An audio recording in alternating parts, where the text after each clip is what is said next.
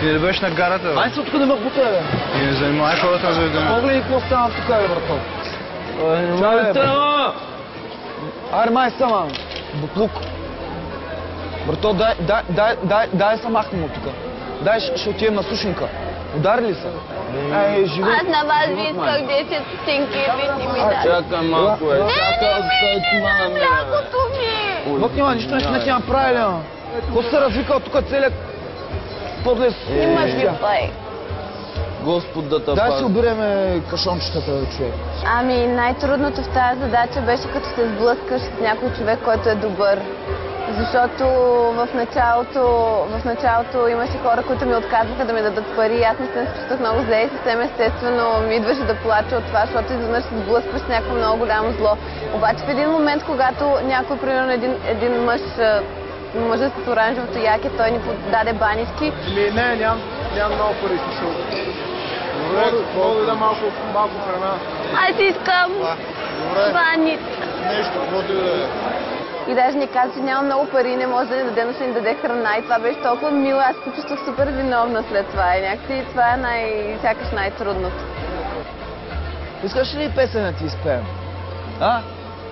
За 29 Тиха нощ.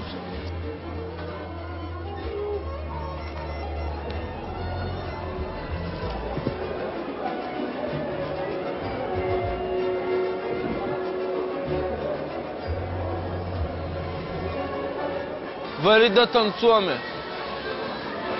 Да живее рок-н-рола! Да живее рок-н-рола!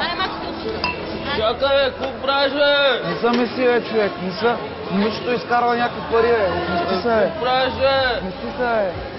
Желая да изкара някой лев, бе. Ами най-трудното в тази задача беше, че бяхме в жива среда, че имаше хора, които не знаеха какво точно правим, каква е нашата цел.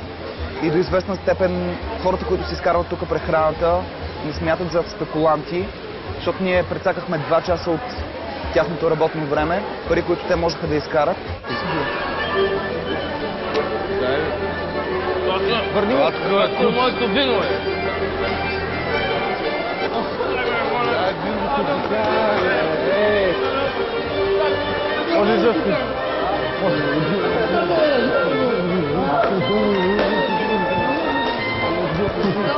Ой, дай люто, е! Майца, бе! Майца тук, бе! Майца!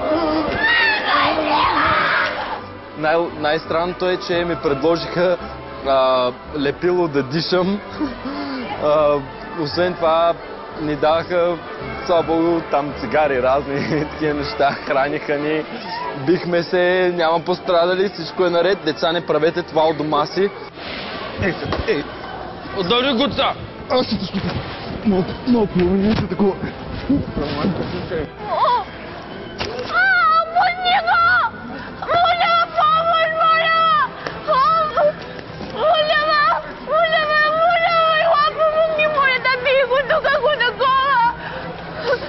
Ами, аз съм много ядосана, защото моят отбор не се възползва до край от тая златна възможност да влезе в кожата на хора, които живеят на ръба на оцеляването и го правят с всичките си възможности, с зъби и ногти.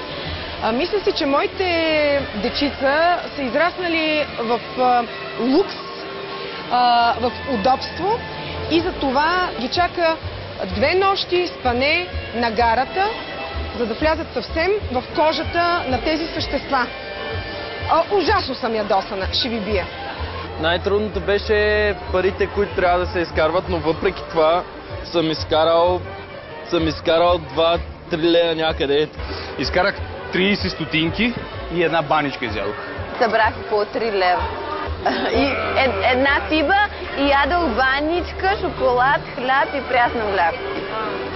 Ето вижте, тук имам над... имам 7, 8, 9 лева някъде имам. Не знам аз колко са, но имам... Даже имам, виждате, имам 2 лева на цяло. Те леви 60, които с голям зор успях да изкарам, ще ги пусна в кълъфа на китарата. Защото след себе си оставихме грозотия и много гневни хора.